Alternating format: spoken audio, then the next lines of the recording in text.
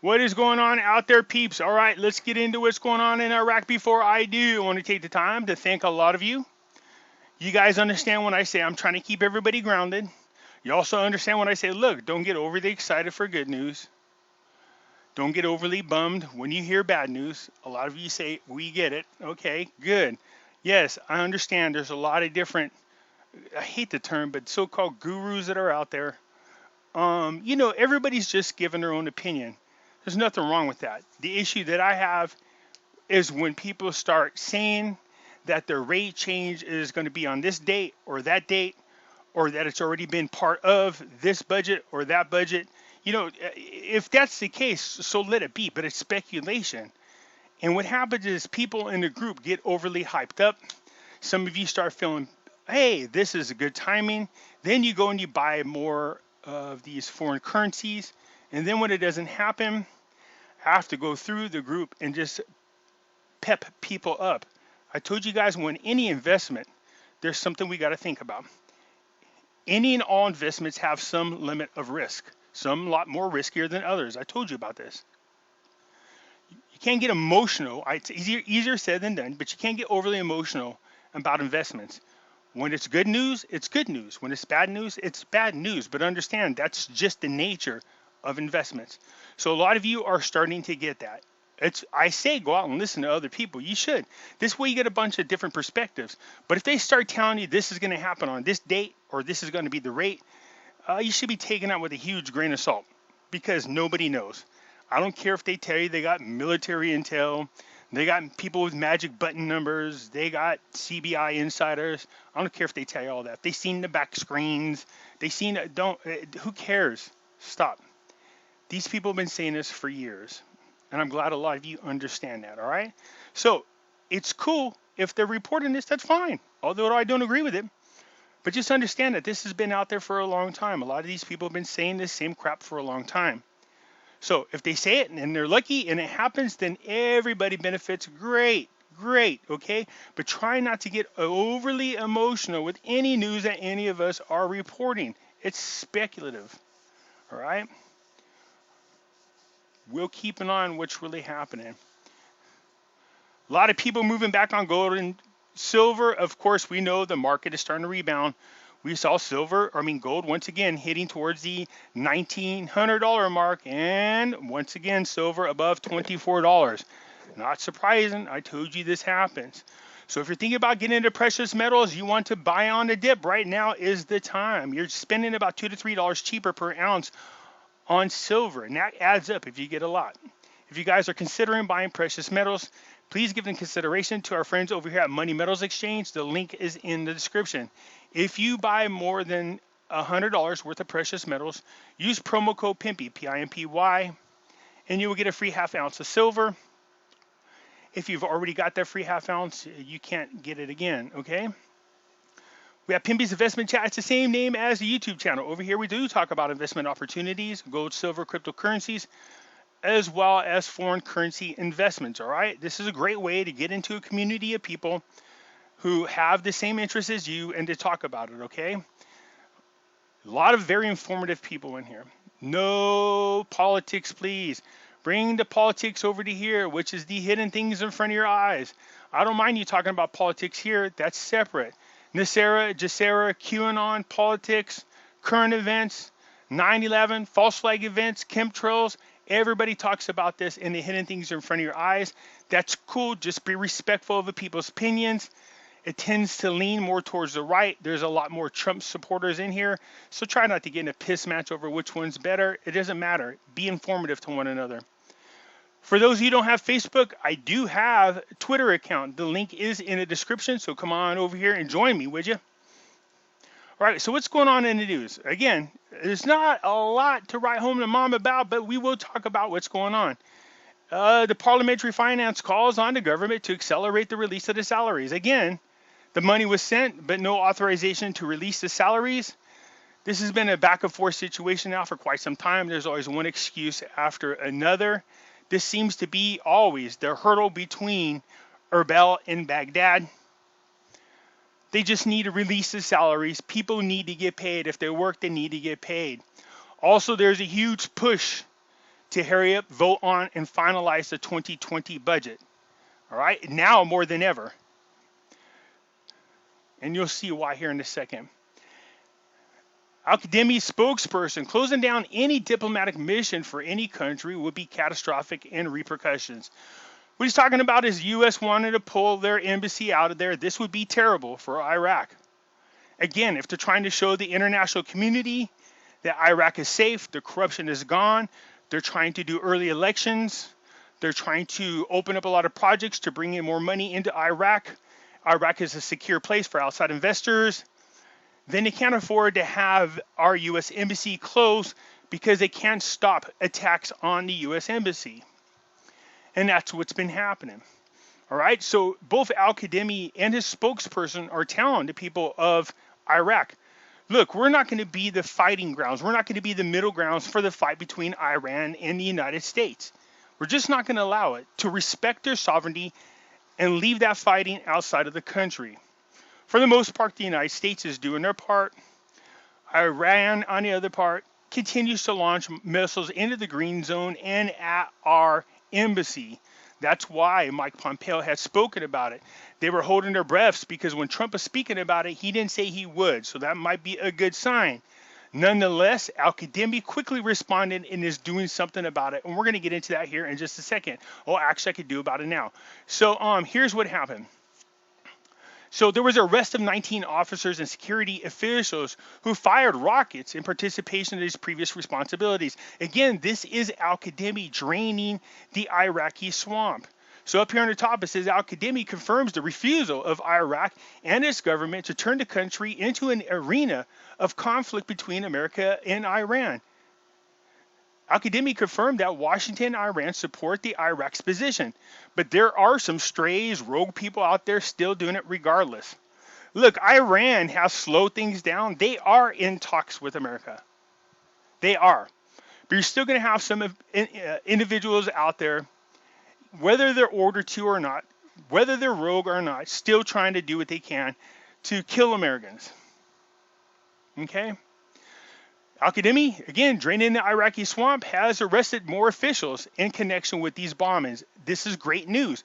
Again, that just shows the international community that it's not just going to happen without any repercussions. So the fact that these officers and other individuals were arrested is a great move by Iraq and Al-Kadhimi's government to show the international community Iraq is not the same stepping stone that it used to be. Okay, here you go again. More than 20 officials have been arrested in charges of financial and administrative corruption.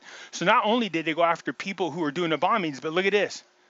More people for financial and administrative corruption have been arrested. Again, another huge step towards draining the Iraqi swamp. It's more than impressive what Al-Kadhimi has done, and he continues to do so, in my opinion, for the betterment of the people of Iraq, as well as the people in the Middle East. So this is the same thing that I spoke about above. Baghdad arrested rocket launchers and stops 19 officers and officials. So just quickly again, it speaks about the same thing. It goes on, the news says, the security forces arrested a number of rocket launchers without indicating their identities or the parties to which they're launched, which is smart. Let's get them prosecuted. It's about those individuals. If you start linking them to people, even though they're probably affiliated with, it tends to cause a lot of tensions. This is why I love that rule that was passed by Al-Kadhimi. People can no longer fly their own faction's flag over the buildings. They must fly only one, and that's the Iraqi flag, showing that we must be one nation. 19 officers and security officials who had fired rockets from, look at this, partitions of their previous responsibilities were arrested due to their failure to perform their duties. So what had happened is on Monday, 3 children and 2 women were killed by 2 rockets that fell on their homes. This is bad, okay, when they fired at the airport and the west of the capital. So the fact that Al-Kadhimi already jumped all over this, again, is great news. In the past weeks, the frequent of attacks targeting the U.S. officials and the forces interested in other countries in the anti-ISIS coalition has escalated. If the attacks take place almost daily amid reports that Washington may close the embassy, of course they do. This is interfering with the sovereignty of Iraq. And Al Qadimi is not dealing with it. Again, it says the same thing as above. Al Qadimi responds to the factions. There is no corruption in Iraq. Prime Minister Al Qadimi confirmed the refusal of Iraq and the government to turn the country into an arena of conflict between America and Iran. He said they're not taking either side, as they shouldn't. And he's telling them they're demanding that these people, both countries, not fight within the confines of Iraq. I think this is a great move by Al Qadimi. The U.S. Embassy in Iraq's capital of Baghdad, as well as other diplomatic missions, are exposed to armed attacks and missile attacks under the pretext of fighting the occupation. While the U.S. Secretary of State, Mike Pompeo, citing sources, informed the Iraq side of the country's intentions to close the U.S. embassies because of those attacks. We don't want this to happen. This is a pretty big step backwards. We'll see what happens. The Council of the Ministers approved the bill to finance the fiscal deficit and refers it to Parliament. Good. So the leader, the Emir of Kuwait, has passed away. I'm curious to see how this is going to affect the peace agreement. All right. So I guess it was on Tuesday, the death of the Emir of the country of Kuwait was undergoing treatment in hospitals in the United States of America since last July, has passed away. So it's with great sadness that the leader of Kuwait is no longer with us. So we will keep an eye on what's going on there, because Kuwait and Saudi Arabia are playing huge roles in the redevelopment of Iraq. The Parliament finance, surprised by the finance statement that I borrowed an amount sufficient to secure 5 months worth of salaries. The problem is they stated that they had borrowed enough money to secure 5 months worth of salaries, but it only lasted 3.